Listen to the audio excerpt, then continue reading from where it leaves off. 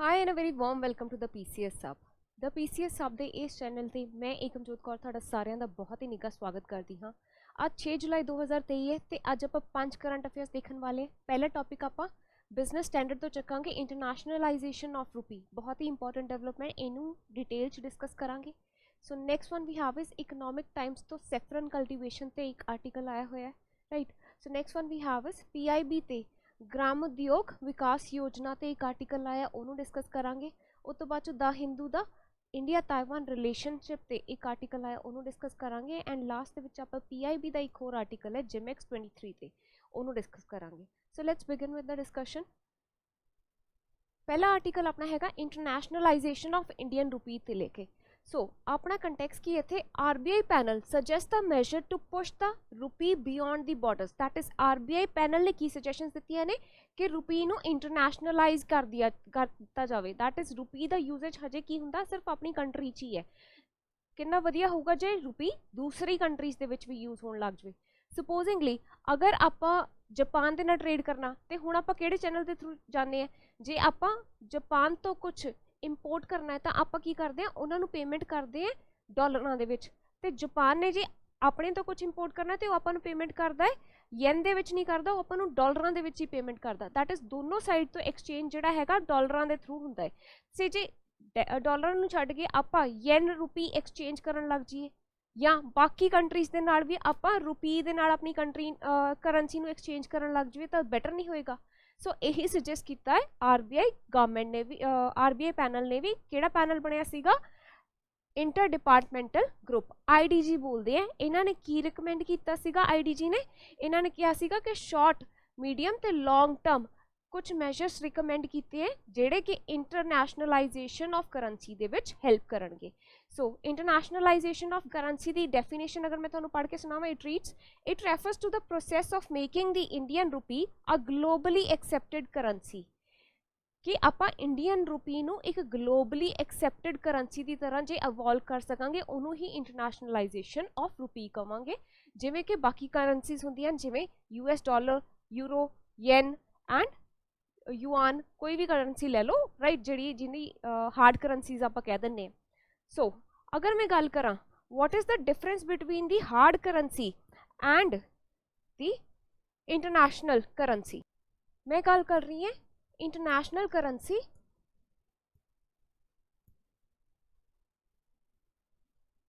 ते hard currency दी। International currency मैं तुहानूं हुणे दस्सिया कि जिहड़ी ग्लोबली एक्सैप्टेड होवे,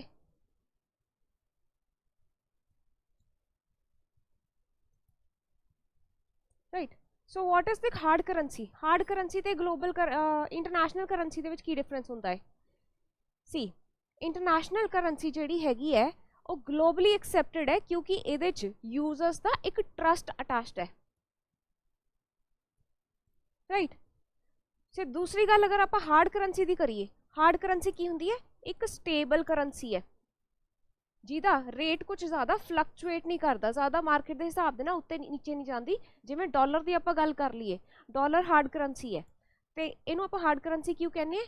क्योंकि तुसी देखते होंगे कि ज़्यादा डॉलर की वेरीएशनस नहीं हैगी, एक डॉलर की वैल्यू मोस्टली स्टेबल ही है। एंड बाकी करंसीज नूं आपां इहदे कंपैरेटिवली वेट करते हैं। जिवें आपां इंडिया डॉलर एक्सचेंज रेट की गल करते हैं, उवें अगर एक्सचेंज रेट की गल करिए तो ये जिहड़ी हार्ड करंसीज हुंदियां ने मोर और लैस ये स्टेबल रहिंदियां ने, राइट। सो अगर मैं हार्ड करंसी की गल करा तो स्टेबल हुंदियां ने, तां करके इन्हां च हर कोई इन्वेस्ट करना पसंद करता है, राइट। सो ऐसे करके इन्हां नूं की हुंदी है, इन्हां दी भी ग्लोबल एक्सैप्टेंस हुंदी है, प्लस इन्हां ते भी लोकां दा ट्रस्ट हुंदा है, प्लस एक चीज़ होर हुंदी है जिहड़ी मेन हैगी है कि स्टेबिलिटी हुंदी है।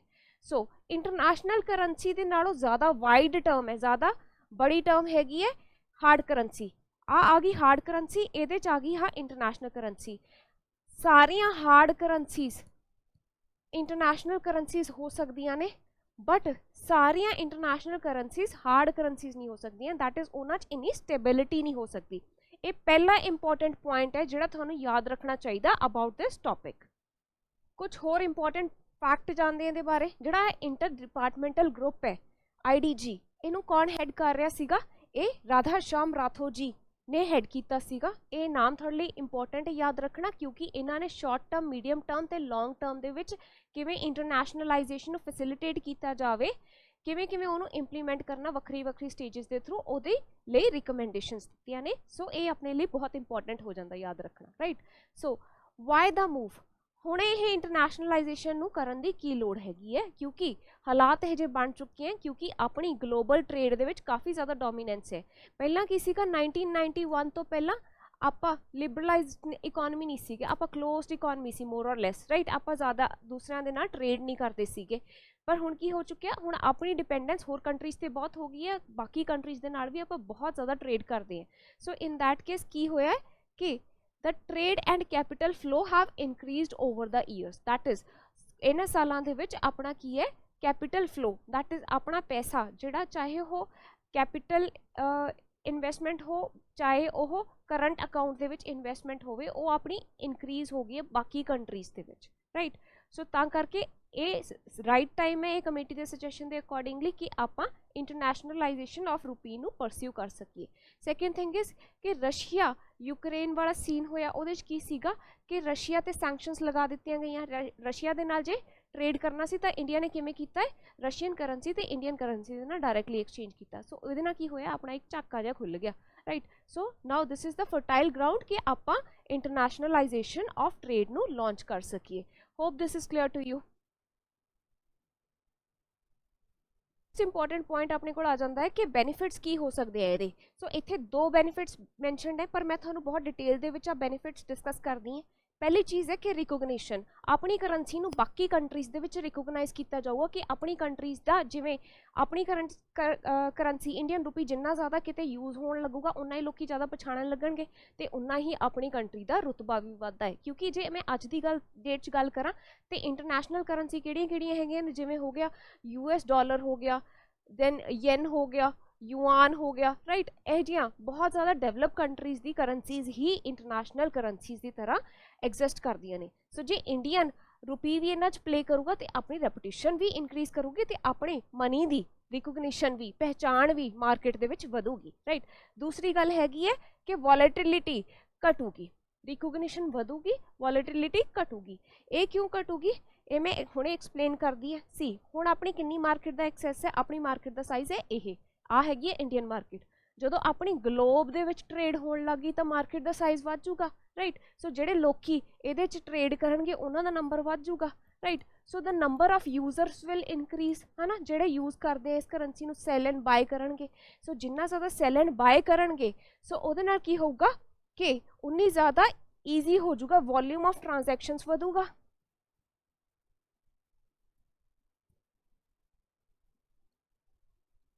जिन्ने ज़्यादा मतलब वॉल्यूम ऑफ ट्रांजैक्शन मतलब कि ज़्यादा लोग खरीद बेच रहे हैं अपने रुपये नूं, ज़्यादा लोग लै दे रहे हैं right. So in that case की होगा अपनी मनी दी लिक्विडिटी इंक्रीज होगी। दैट इज अगर कोई बेचना चाहता है अपनी मनी नूं तां एक्सैप्ट करने वाले लोग उत्थे मार्केट च बैठे होणगे। सो इहदे नाल की आऊगा इहदे नाल एक ब्रॉडर बेस मिलूगा आपां नूं।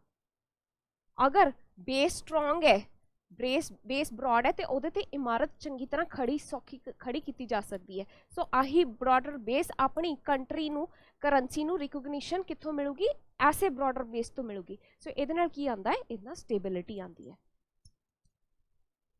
स्टेबिलिटी आना मतलब वॉलेटिलिटी नीचे जाना right.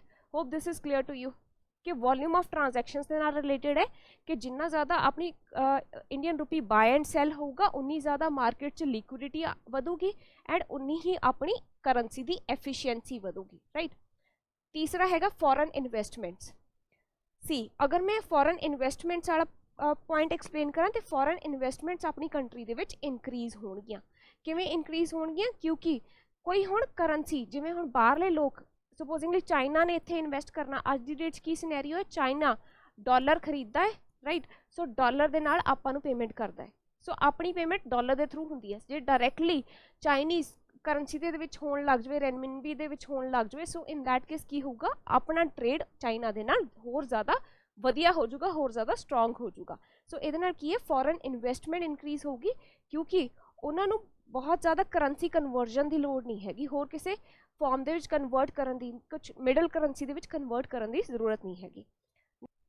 Next one we have is liquidity in the financial market. ਮੈਂ ਹੁਣੇ ਤੁਹਾਨੂੰ ਦੱਸਿਆ ਕਿ ਜਿੰਨੀ ਜ਼ਿਆਦਾ ਟ੍ਰਾਂਜੈਕਸ਼ਨਸ ਹੋਣਗੀਆਂ ਉਨੀ ਜ਼ਿਆਦਾ ਲਿਕੁਇਡਿਟੀ ਹੋਗੀ ਤੇ ਉਨੀ ਹੀ ਜ਼ਿਆਦਾ ਗਹਿਰੀ ਆਪਣੀ ਫਾਈਨੈਂਸ਼ੀਅਲ ਮਾਰਕੀਟ ਹੋਗੀ, ਡੀਪ ਇੰਟਰੈਕਸ਼ਨਸ ਹੋਣਗੀਆਂ ਆਪਣੀ ਫਾਈਨੈਂਸ਼ੀਅਲ ਮਾਰਕੀਟ ਦੇ ਵਿੱਚ, ਆਪਣੀਆਂ ਜੜ੍ਹਾਂ ਸਟਰੋਂਗ ਹੋਣਗੀਆਂ, ਰਾਈਟ।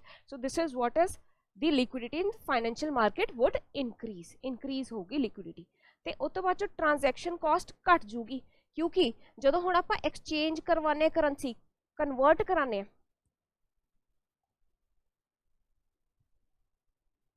ਕਨਵਰਜਨ ਲਈ ਆਪਾਂ ਕਿੱਥੇ ਜਾਂਦੇ ਹਾਂ, ਮਨੀ ਐਕਸਚੇਂਜਰਸ ਕੋਲ।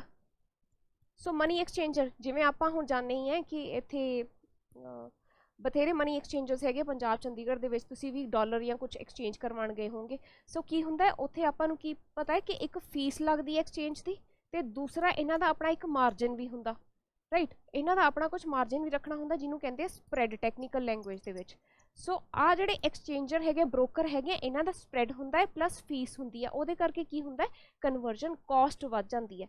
ਸਪੋਜ਼ਿੰਗ ਕਿ ਤੁਹਾਡੇ ਭਰਾ ਨੇ ਕਿਸੇ ਨੇ ਜਾਂ ਕਿਸੇ ਨੇ ਵੀ ਪੈਸੇ ਤੁਹਾਨੂੰ ਕੈਨੇਡਾ ਤੋਂ ਭੇਜੇ, ਸੋ ਇਨ ਦੈਟ ਕੇਸ ਕੀ ਹੁੰਦਾ, ਤੁਹਾਨੂੰ ਜਿੰਨੇ ਉਹ ਭੇਜਦੇ ਆ ਉਹਨੇ ਨਹੀਂ ਮਿਲਦੇ, ਉਹ ਤੋਂ ਕੱਟ ਕਟਾ ਕੇ ਮਿਲਦੇ ਆ।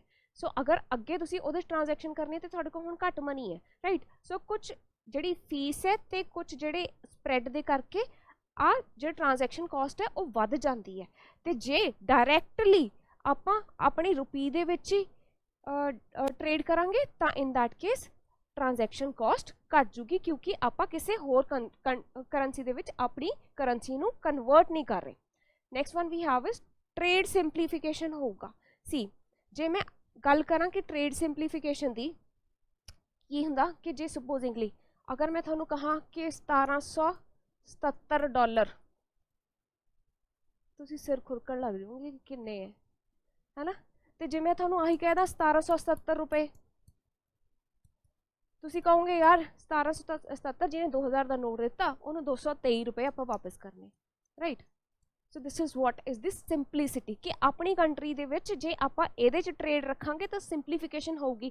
ਜਿਹੜੇ ਲॉज ਹੈ, ਕਿੰਨਾ ਟੈਕਸ ਐਪਲੀਕੇਬਲ ਹੈ, ਕਿਹੜੇ ਕਿਹੜੇ ਚਾਰजेस ਪੈਣੇ, ਕਿਹੜੇ ਕਿਹੜੇ ਸਰ ਚਾਰजेस ਪੈਣੇ ਆ, ਉਹ ਈਜ਼ੀਲੀ ਕੈਲਕੂਲੇਟ ਹੋ ਸਕਦਾ, ਆਪਣੇ ਲਈ ਟ੍ਰੇਡ ਸਿੰਪਲੀਫਾਈ ਹੋ ਜਾਏਗਾ, ਰਾਈਟ, ਬਾਕੀ ਕੰਟਰੀਜ਼ ਦੇ ਨਾਲ, ਰਾਈਟ। ਆਪਾਂ ਨੂੰ ਕਿਉਂਕਿ ਆਪਣੇ ਰੁਪੀ ਦੇ ਵਿੱਚ ਹੀ ਟ੍ਰੇਡ ਕਰਾਂਗੇ ਤਾਂ ਟ੍ਰੇਡ ਆਪਣੇ ਲਈ ਸਿੰਪਲੀਫਾਈ ਹੋ ਜਾਏਗਾ। ਅਗਲੀ ਗੱਲ ਹੈਗੀ ਕਿ ਲਿਕੁਇਡਿਟੀ ਆਫ ਦੀ ਫਾਈਨੈਂਸ਼ੀਅਲ ਮਾਰਕੀਟ। ਆ ਮੈਂ ਦੁਬਾਰਾ ਪੁਆਇੰਟ ਰਿਪੀਟ ਹੀ ਹੋ ਗਿਆ, I have already discussed it. Next one we have is policy autonomy ਹੋ ਜਾਂਦੀ ਹੈ। ਸੀ ਇਹਦੇ ਨਾਲ ਕੀ ਹੈ, ਆਪਣਾ ਦੂਸਰੀ ਕੰਟਰੀਜ਼ ਤੇ ਰਿਲਾਇੰਸ, ਕਰੰਸੀਜ਼ ਤੇ ਰਿਲਾਇੰਸ ਘਟ ਜਾਂਦਾ। ਸੋ ਇਨ ਦੈਟ ਕੇਸ ਕੀ ਹੁੰਦਾ ਹੈ ਕਿ ਆਪਣੀ ਮੋਨਿਟਰੀ ਪੋਲਿਸੀ ਕੌਣ ਬਣਾਉਂਦਾ ਹੈ, RBI। So in that case ਉਹਨਾਂ ਨੂੰ ਫਲੈਕਸੀਬਿਲਿਟੀ ਮਿਲ ਜਾਂਦੀ ਹੈ। ਜਿਵੇਂ ਸਪੋਜ਼ਿੰਗਲੀ ਇੱਕ ਐਗਜ਼ਾਮਪਲ ਨਾਲ ਮੈਂ ਐਕਸਪਲੇਨ ਕਰਦੀ ਹਾਂ। ਪਹਿਲਾਂ ਹੁਣੇ ਆਪਾਂ ਪਿੱਛੇ ਜਿਹੇ ਦੇਖਿਆ ਕਿ ਫੈਡ ਰੇਟ ਹਾਈਕ ਬਹੁਤ ਰਿਹਾ, USA ਨੇ ਆਪਣੇ ਰੇਟ ਹਾਈਕ ਕਰਤੇ ਸੀ, ਇੰਟਰਸਟ ਰੇਟ, ਉਹਨਾਂ ਨੂੰ ਕਹਿੰਦੇ ਫੈਡ ਰੇਟ ਹਾਈਕ। ਸੋ ਉਹਦੇ ਨਾਲ ਕੀ ਹੋ ਰਿਹਾ ਸੀਗਾ, ਉਹਦਾ ਇਨਫਲੂਐਂਸ ਆਪਣੀ ਮਾਰਕੀਟ ਤੇ ਪੈ ਰਿਹਾ ਸੀਗਾ, ਕਿਉਂਕਿ ਆਪਣਾ ਟ੍ਰੇਡ US ਡਾਲਰ ਦੇ ਵਿੱਚ ਹੁੰਦਾ। ਸੋ ਇਨ ਦੈਟ ਕੇਸ ਕੀ ਹੋ ਰਿਹਾ ਸੀ, ਆਪਣੇ ਇੱਥੇ ਜਿਹੜੀਆਂ ਪੋਲਿਸੀਜ਼ ਲਈਆਂ ਜਾ ਰਹੀ ਸੀ, ਮੋਨੀਟਰੀ ਪੋਲਿਸੀਜ਼, ਉਹ ਕਿਤੋਂ ਇਨਫਲੂਐਂਸ ਹੋ ਰਹੀਆਂ ਸੀਗੀਆਂ, ਉਹ ਫੈਡ ਰੇਟ ਤੋਂ ਇਨਫਲੂਐਂਸ ਹੋ ਰਹੀਆਂ ਸੀਗੀਆਂ। ਪਰ ਹੁਣ ਕੀ ਹੋਊਗਾ, ਜੇ ਟ੍ਰੇਡ ਸਿਰਫ ਆਪਾਂ ਆਪਣੀ ਕਰੰਸੀ ਦੇ ਵਿੱਚ ਤੇ ਦੂਸਰੇ ਮਲਟੀਪਲ ਕਰੰਸੀਜ਼ ਦੇ ਵਿੱਚ ਹੋ ਜਾਵਾਂਗੇ, ਸੋ ਇਨ ਦੈਟ ਕੇਸ ਕੀ ਹੋਊਗਾ ਕਿ ਆਪਾਂ ਐਕਸੈਪਟ ਕੀ ਕਰਾਂਗੇ, ਬਾਕੀ ਦੇਸ਼ਾਂ ਦੀ ਕੰਟਰੀ ਆਪਾਂ ਦੇਵਾਂਗੇ ਕਿ ਆਪਣਾ ਰੁਪੀ।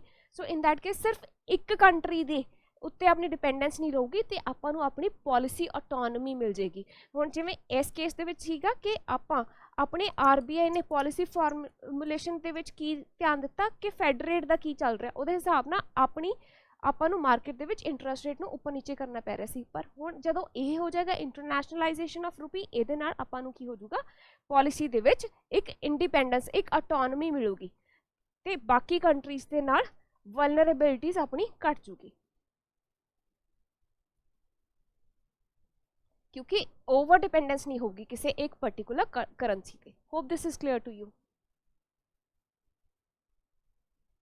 सो इत्थे की बेनिफिट मैंशन सीगे, it allows the Indian exporter and importer to limit the exchange risk ते एक्सचेंज रिस्क किवें घटूगा, मैं तुहानूं दस्सिया ही है कि डाइवर्सिफिकेशन हो जूगी ट्रेड पार्टनर्स की, अलग अलग कंट्रीज दे नाल आपां ट्रेड कर सकांगे तां ओहदे च की हुंदा एक सिंगल कंट्री ते अपना ओवर रिलायंस नहीं रहूगा, राइट। तो इहदे नाल की हुंदा है कि करंसी की जिहड़ी फ्लक्चुएशन है उहनूं कंट्रोल करन दे विच आपां नूं हैल्प मिलूगी, राइट।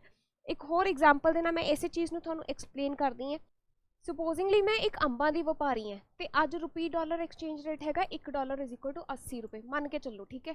ਤੇ ਮੈਂ USA 'ਚ ਕਿਸੇ ਨੂੰ ਅੰਬ ਭੇਜਣੇ ਆ ਤੇ ਉਹਨਾਂ ਨੇ 100 ਕਿਲੋ ਅੰਬ ਦਾ ਆਰਡਰ ਪਾਇਆ ਤੇ 80 ਰੁਪਏ ਪਰ kg ਦੇ ਹਿਸਾਬ ਦੇ ਨਾਲ ਮੈਂ ਉਹਨਾਂ ਨੂੰ ਚਾਰਜ ਕੀਤਾ, ਤਾਂ ਟੋਟਲ ਕਾਸਟਿੰਗ ਕਿੰਨੀ ਬਣ ਗਈ? 8000 ਰੁਪਏ। ਤੇ ਇੰਡੀਅਨ ਰੁਪੀ ਚ ਲਾਵਾਂ ਤਾਂ ਮੈਨੂੰ 8000 ਮਿਲਣਗੇ, ਉਹਨਾਂ ਦੇ ਕਰੰਸੀ ਚ ਲਾਵਾਂ ਤਾਂ ਮੈਨੂੰ $100 ਭੇਜਣਗੇ ਉਹ, ਹਨਾ। ਤੇ ਪਰ ਕੀ ਹੋਇਆ ਕਿ ਉਹ ਮੈਂ ਸ਼ਿਪ ਕਰਤੇ ਅੰਬ ਤੇ 3 ਦਿਨ ਚ ਉੱਥੇ ਪਹੁੰਚੇ। ਜਦੋਂ ਤੱਕ 3 ਦਿਨ ਚ 100 ਕਿਲੋ ਅੰਬ ਪਹੁੰਚੇ ਤਦ ਤੱਕ ਹੋ ਗਿਆ ਰੁਪੀ ਡਾਲਰ ਐਕਸਚੇਂਜ ਰੇਟ ਚੇਂਜ, $1 85 ਰੁਪਏ ਦੇ ਹਿਸਾਬ ਦੇ ਨਾਲ ਹੋ ਗਿਆ।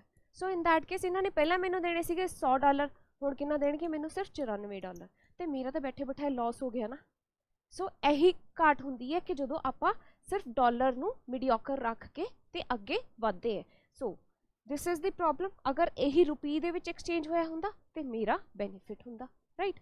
ਸੋ next topic, next point we have is it permits the domestic firm and financial institution to access the international financial market without assuming the exchange rate risk। ਇਹੀ ਜਦੋਂ ਆਪਾਂ ਬਾਹਰੋਂ ਕਿਸੇ ਹੋਰ ਕੰਟਰੀ ਚੋਂ ਬੋਰੋ ਕਰਨਾ ਚਾਹੁੰਦੇ ਹਾਂ, ਸੁਪੋਜ਼ਿੰਗਲੀ ਆਪਣੇ ਡੋਮੈਸਟਿਕ ਕਿਸੇ ਪ੍ਰਾਈਵੇਟ ਪਲੇਅਰ ਨੇ ਇੱਥੋਂ ਬੌਂਡਸ ਇਸ਼ੂ ਕਰਕੇ ਬਾਹਰਲੀ ਕੰਟਰੀ ਚੋਂ ਕੁਝ ਬੋਰੋ ਕਰਨਾ, ਇਨ ਦੈਟ ਕੇਸ ਉਹਨਾਂ ਨੂੰ ਕੀ ਪਊਗਾ? ਇਹੀ ਰੁਪੀ ਡਾਲਰ ਐਕਸਚੇਂਜ ਰੇਟ ਦਾ ਰਿਸਕ ਦਾ ਨਹੀਂ ਮਤਲਬ ਧਿਆਨ ਨਹੀਂ ਰੱਖਣਾ ਪੈਣਾ ਹੈਗਾ। They can directly borrow from the foreign market in rupees only। hope this is clear to you। ਜਿਹੜਾ ਲਾਸਟ ਪੁਆਇੰਟ ਆਪਣਾ ਇੱਥੇ ਰਹਿ ਗਿਆ ਡਿਸਕਸ ਕਰਨਾ ਉਹ ਹੈਗਾ ਰਿਕਮੈਂਡੇਸ਼ਨਸ ਬਾਰੇ। ਕੁਝ ਰਿਕਮੈਂਡੇਸ਼ਨਸ ਦਿੱਤੀਆਂ ਨੇ ਇਸ ਪੈਨਲ ਨੇ, ਸੋ ਉਹਨਾਂ ਨੂੰ ਡਿਟੇਲ 'ਚ ਡਿਸਕਸ ਕਰਦੇ ਆ ਰਿਕਮੈਂਡੇਸ਼ਨਸ ਨੇ। ਸੋ ਪਹਿਲੀ ਰਿਕਮੈਂਡੇਸ਼ਨ ਹੈਗੀ opening of the account by the non resident. Rupee account ਜਿਹੜੇ NRI ਹੈਗੇ ਆ ਆਪਣੇ ਨॉन ਰੈਜ਼ੀਡੈਂਟ ਇੰਡੀਅਨ, ਉਹਨਾਂ ਲਈ ਰੁਪੀ ਅਕਾਊਂਟ ਦੀ मतलब खोलना फैसिलिटेट किया जाए, पहली रिकमेंडेशन है। दूसरी हैगी inclusion of the Indian government bond in the global indices. Global indices जिमें JP मॉर्गन वर्गियां कंपनी हैगियां ने जो जिहड़ी कि रेटिंग दिंदियां ने। सो यह जी इंडिसिस नू अगर आपां अपने इंडियन गवर्नमेंट के बॉन्ड्स नू ओपन करते हैं, एक्सपोज करते हैं, तो जे वो अपने गवर्नमेंट बॉन्ड्स नू रेटिंग देणगे तो रेटिंग वधिया होगी, तो अपना की होगा अपनी करंसी दे विच बाकी जिहड़े इन्वेस्टर्स हैगे उन्हां दा बाकी कंट्रीज़ दा फेथ वधूगा, उन्हां दा विश्वास वधूगा, right. So in that case इहदे नाल की होगा कि आपां नू ट्रस्ट मिलूगा बाकी इन्वेस्टर्स दा। सो अगर मैं इंटरनैशनलाइजेशन की गल करां तो उहदे लई की जरूरी है कि लोकी उहते अपनी करंसी ते ट्रस्ट करन, तां ही इंटरनैशनलाइज हो पाऊगी ना। आपां तां अपने वालों फैसिलिटेट कर देंगे पर लोकां दा भी तो ट्रस्ट बिल्डअप होना चाहिए। सो आ एक स्टैप है towards gaining the trust of the investors, right. So अगली गल की है कि इन्होंने कही है कि integration of the onshore and offshore forex market, that is onshore ਜਿਹੜੇ ਇੱਥੇ ਆਪਣੇ ਇੰਡੀਅਨ ਟੈਰੀਟਰੀ ਲਈ ਫੋਰੈਕਸ ਮਾਰਕੀਟ ਹੈ ਉਹਨਾਂ ਲਈ ਰੂਲਸ ਐਂਡ ਰੈਗੂਲੇਸ਼ਨਸ ਕੁਝ ਹੋਰ ਹੈ, ਤੇ ਜਿਹੜੇ ਬਾਹਰ ਫੋਰਨਰਸ ਹੈ ਉਹਨਾਂ ਲਈ ਜਿਹੜੇ ਆਪਣੀ ਫੋਰੈਕਸ ਮਾਰਕੀਟ ਹੈ ਉਹਦੇ ਲਈ ਰੂਲਸ ਐਂਡ ਰੈਗੂਲੇਸ਼ਨਸ ਕੁਝ ਹੋਰ ਹੈ। ਸੋ ਇੱਥੇ ਕੀ ਰਿਕਮੈਂਡੇਸ਼ਨ ਦਿੱਤੀ ਗਈ ਹੈ ਕਿ ਦੋਨਾਂ ਨੂੰ ਐਟ ਪਾਰ ਲੈ ਕੇ ਆਇਆ ਜਾਵੇ, right. So this is what is the forex market ਨੂੰ ਆਪਾਂ ਔਨਸ਼ੋਰ ਤੇ ਆਫਸ਼ੋਰ ਨੂੰ ਕੀ ਕਰਨਾ ਹੈ? ਇੰਟੈਗਰੇਟ ਕਰਨਾ ਹੈ, ਦੋਨਾਂ ਨੂੰ ਇੱਕੋ ਪਾਰ ਲੈ ਕੇ ਆਉਣਾ, ਇੱਕੋ ਜਿਹੇ ਰੂਲਸ ਐਂਡ ਰੈਗੂਲੇਸ਼ਨਸ ਹੋਣ, right. Next one we have is waiver of the withholding tax for the masala bond issuance. So masala bond ते आज की डेट अगर देखा जाए तो TDS वांगू एक टैक्स लगता समवेयर बिटवीन 5 to 10% का, तो उस चीज़ नू वेव ऑफ करन नू क्या कि ये टैक्स नहीं लाना चाहिए मसाला बॉन्ड्स ते। इहदे नाल की होगा मसाला बॉन्ड्स होर ज़्यादा कंफर्टेबली यूज होणगे मार्केट दे विच। सो उहदे च अगर मसाला बॉन्ड्स वधणगे तो अपनी करंसी की एक्सैप्टेंस वधूगी क्योंकि यह रुपी डिनोमिनेटेड बॉन्ड्स होंदे हैं। If you are clear about this concept, I assume कि मसाला बॉन्ड्स बारे सबनों पता होगा।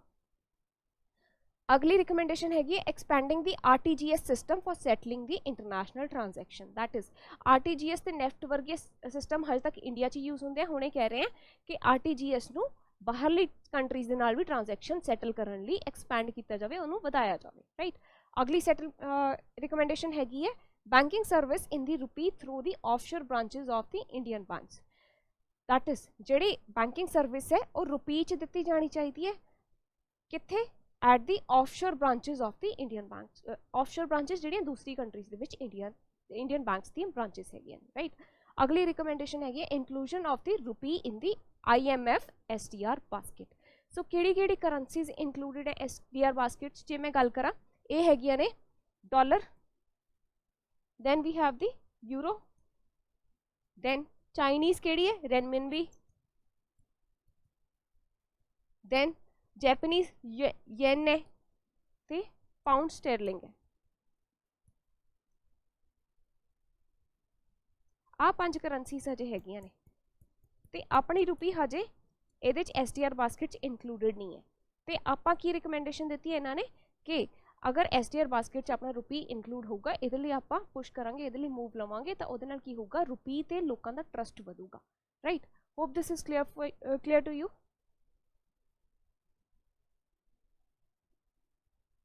अगला टॉपिक अपना हैगा सैफरन कल्टीवेशन ते।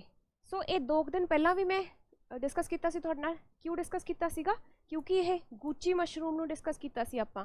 सो गुची मशरूम की सी, एक मशरूम की वैरायटी सी जो जम्मू एंड कश्मीर पाई जाती है। तद भी मैं तुहानूं दस्सिया सीगा कि सैफरन नूं GI इंडिकेशन मिलिया। सो यही रीजन है कि GI इंडिकेशन करके सैफरन का रेट वध गया है। सो ऐसे चीज़ करके यह न्यूज़ च है। पिछले साल 2 लाख पर KG ते सेल हो रहा सीगा, इस बार 3.25 लाख पर KG ते सेल होया।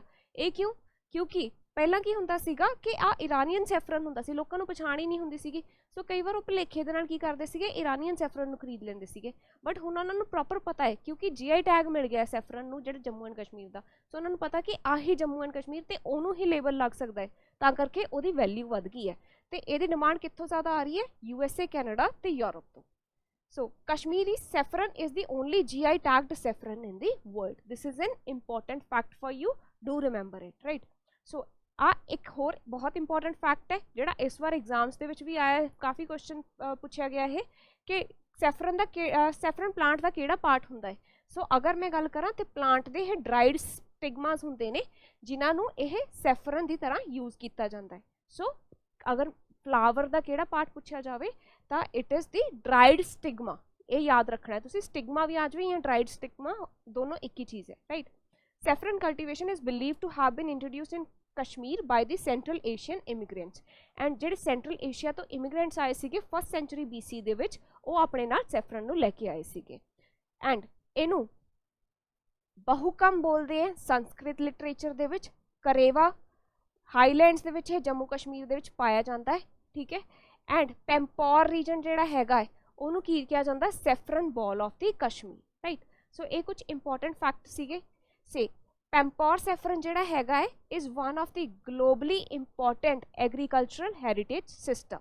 सो इनू इस चीज़ की रिकॉग्निशन मिली है कि the global important agriculture heritage system GIAHS की यदी रिकॉग्निशन इन्होंने मिली है। ये भी इंपॉर्टेंट फैक्ट है जिहड़ा तुसीं याद रखना, राइट। अगला आर्टिकल अपना हैगा ग्राम उद्योग विकास योजना ते जिहड़ा। सो इत्थे कंटैक्स की हैगा इस आर्टिकल का, ग्राम उद्योग विकास योजना जिहड़ा PIB च आर्टिकल आया सीगा कि दिल्ली LG ने डिस्ट्रीब्यूट किए हनी बी बॉक्सिस ते टूल किट्स 130 बेनीफिशरीज नूं जिहड़े ग्राम उद्योग विकास योजना के अंडर है। सो ये की है कि बट अंडरस्टूड है कि ये की है लाइवलीहुड ऑक्यूपेशन इनक्रीज करने लई। सो जिवें स्कीम तो ही पता चलता, नाम तो ही पता चलता, that is village occupation increase करने लई है, दैट इज़ विलेज दे विच रोजगार वधाउण लई। सो उस डायरैक्शन दे विच आ हनी बी बॉक्सिस ते टूल किट्स डिस्ट्रीब्यूट किए गए, right. So some important points about the scheme Gram Udyog Vikas योजना। ये हैगा सब कॉम्पोनेंट एक स्कीम का। खादी ग्राम उद्योग विकास योजना है जिहदे 2 कॉम्पोनेंट्स है। पहला कॉम्पोनेंट हैगा ग्राम उद्योग विकास योजना, दूसरा हैगा खादी विकास योजना। सो जिहड़ा ग्राम उद्योग विकास योजना है 2020 दे विच लॉन्च होया सीगा, MSME दी मिनिस्ट्री ने लॉन्च किया सीगा। जिवें तुहानूं पता ही कि खादी तो नाम तो पता चलता कि मिनिस्ट्री किहड़ी होगी, MSME, राइट। सो इत्थे की सीगा जिहड़े आर्टिजन्स अगरबत्ती बनाउण दे विच लगे हैं उन्हां दी डेवलपमेंट लई ये इनिशिएटिव लिया गया सीगा, ग्राम उद्योग विकास योजना नूं डेवलप किया गया सीगा। सो इहदे च इन्हां ने की कीता सीगा, हर एक टारगेटेड क्लस्टर नूं 50 ऑटोमेटेड अगरबत्ती मेकिंग मशीनस दित्तियां जाणगियां ते 10 मिक्सिंग मशीनस दित्तियां जाणगियां ते टोटल कितनियां होणगियां, टोटल 200, मतलब 4 इहे क्लस्टर्स लभे जाणगे जिन्हां च 50-50 डिस्ट्रीब्यूट कीतियां जाणगियां। Total 200 automatic agarbatti making machines दित्तियां जाणगियां ते 40 mixing machines, that is 4 clusters इत्थे बनाए जाणगे, राइट। सो इत्थे किहड़ी बॉडी है important, KVIC, that is Khadi and village industries commission, जिहड़ी की स्टैट्यूटरी बॉडी है, एंड इहदी मिनिस्ट्री किहड़ी है, MSME। Hope this is clear to you. That's all for the topic ए वाले च। अगला हैगा इंडिया ताइवान रिलेशन। सो एक क्यों न्यूज़ दे विच आया है, क्योंकि ताइवान ने अपना इत्थे 3rd रिप्रजेंटेटिव ऑफिस खोलिया है। सो पहला मैं तुहानूं कुछ ताइवान बारे दसदा। आ हैगा China and this is Taiwan. Taiwan ਨੂੰ ਚਾਈਨਾ ਆਪਣਾ ਹੀ ਪਾਰਟ ਮੰਨਦਾ ਹੈ। ਸੋ ਇੱਕ ਪਾਲਿਸੀ ਹੈਗੀ ਹੈ ਵਨ ਚਾਈਨਾ ਪਾਲਿਸੀ, ਕਿ ਉਹਦੇ 'ਚ ਚਾਈਨਾ ਇਹ ਕਹਿੰਦਾ ਹੈ ਕਿ ਤਾਈਵਾਨ ਸਾਡਾ ਹੀ ਪਾਰਟ ਹੈ, ਇਹ ਸਾਡੇ ਤੋਂ ਵੱਖਰਾ ਨਹੀਂ ਹੈਗਾ। ਸੋ ਇਨ दैट केस ਇੰਡੀਅਨ ਗਵਰਨਮੈਂਟ ਵੀ ਐਸੇ ਪਾਲਿਸੀ ਨੂੰ ਆਨਰ ਕਰਦੀ ਹੈ ਤੇ ਉਹ ਵੀ ਬਿਲੀਵ ਕਰਦੀ ਹੈ ਕਿ ਤਾਈਵਾਨ ਜਿਹੜਾ ਹੈਗਾ ਉਹ ਚਾਈਨਾ ਦਾ ਹੀ ਪਾਰਟ ਹੈ। ਸੋ ਅਗਰ ਇਹਨੂੰ as a separate political unit इनू इंडिया ट्रीट करूगा तो वो की होगा, it would be contrary to this decision of the China. Hope this is clear. So ऐसे करके असी मतलब जो ताइवान हैगा उन्होंने रिकोगनिशन नहीं देंगे हैगे ते एज अ सैपरेट नेशन नहीं आपां उन्होंने ट्रीट करते हैगे, आपां उन्होंने as a part of China ही लैके चलते हैं। सो थर्ड रिप्रजेंटेटिव ऑफिस जोड़ा है मुंबई खुलना है। इस तो पहला कि एसोसीएशन रही है 1995 ते 2012 दे विच अपने इन्होंने ऑफिसिस इस्टैबलिश किए थे, बट ये इंडो चाइनीज़ रिलेशनशिप नहीं खराब हुए। वो क्यों नहीं खराब हुए? क्योंकि आप क्लीयरली डिक्लेयर किया कि अपना गवर्नमेंट टू गवर्नमेंट इंगेजमेंट नहीं होगी। ताही जिहड़े ताइवान की जिहड़े इत्थे रिप्रजेंटेटिव ऑफिसिस है उन्होंने किया जाता Taipei economic and cultural centres, right. उन्होंने आप एज अ सैपरेट की कहते हैं रिप्रजेंटेटिव ऑफिस नहीं कंसिडर करते हैं, आप उन्होंने की नेम देंगे Taipei economic and cultural sectors, right. क्योंकि आप उन्होंने proper as a independent unit recognise नहीं कर सकते, क्योंकि आप वन चाइना पॉलिसी ने सपोर्ट करते हैं। सो कुछ आ फैक्ट फिगर दी गई है जिसे दिखाया गया कि 2019 तो लैके अप्रोक्सीमेटली अपना ताइवान के नाल ट्रेड इंक्रीज कर रहा है। तो कल आप की गल कीता सीगा चाइना बारे कुछ आर्टिकल डिस्कस किया सीगा, गैलियम एंड जर्मेनियम, राइट, दो एलीमेंट्स नूं डिस्कस किया सीगा जिहड़े कि अपने सैमीकंडक्टर इंडस्ट्री लई, इलैक्ट्रॉनिक व्हीकल इंडस्ट्री लई, रिन्यूएबल एनर्जी लई, सोलर प्लांट्स लई, टैलीकम्यूनिकेशन लई बहुत इंपॉर्टेंट सीगे। ते उहदे ते ब्लॉकेड लग गया है। A blockade by China would severely disrupt the semiconductor export to India with Taiwan. That is जिहड़ा है अपना हजे तक तो वध रहा सीगा, बट आ ब्लॉकेड करके अपना जिहड़ा हैगा ट्रेड डिसरप्ट हो सकता है। As of 2022 producing 92% of the world's almost advanced logic chips and 70% of the smartphone chips। 70% ji smartphone chips हैं वो कितों आंदियां ने? ताइवान तो आंदियां, ते 92% जी लॉजिक चिप्स हैगियां ने वो भी ताइवान तो ही आंदियां ने। तो ये भी थोड़ा अपना मतलब हुण तक ट्रेड ऊपर जा रहा सीगा, हुण नीचे जा सकता है, क्योंकि उन्होंने गैलियम ते जर्मेनियम ते थोड़ी एक्सपोर्ट्स ते रोक लाती है। Hope this is clear to you. तो लास्ट आर्टिकल अपना हैगा जिमेक एक्सरसाइज ते। सो जे मैं गल करा कि ये की है, बायलैटरल एक्सरसाइज है इंडिया ते जापान दे विच, मैरीटाइम एक्सरसाइज है ये। सो ये जिमेक्स 23 हुणे कंडक्ट हुई है, ये 11th एनीवर्सरी है जिमेक्स की। कदों तो कंडक्ट होंदी आ रही है? 2012 तो, ते हुण कदों तो है? 5 तो 10 जुलाई 2023 दे विच कंडक्ट होगी, राइट। 6 दिन की एक्सरसाइज है, 2 फेजेस दे विच डिवाइडेड होगी। सो इंपॉर्टेंट फैक्ट की अपने लिए जानना, एक तो जिमेक्स का नाम, तो दूसरी हैगी है कि लैंड मिलिटरी ली एक्सरसाइज केड़ी अपनी हुंदी है? धर्मा गार्जियन कह देंगे उन्होंने, इंडिया ते जापान दी। दूसरी हैगी शिन्यू मैत्री, ये एयर फोर्स की एक्सरसाइज है अपनी। ते तीसरी हैगी ट्रायलेटरल मैरीटाइम एक्सरसाइज जिहड़ी अपने नाल इहदे नाल हैगी इंडिया ते जापान ते नाल हैगा उत्थे USA, right. So that's all for the discussion for today. Thank you so much.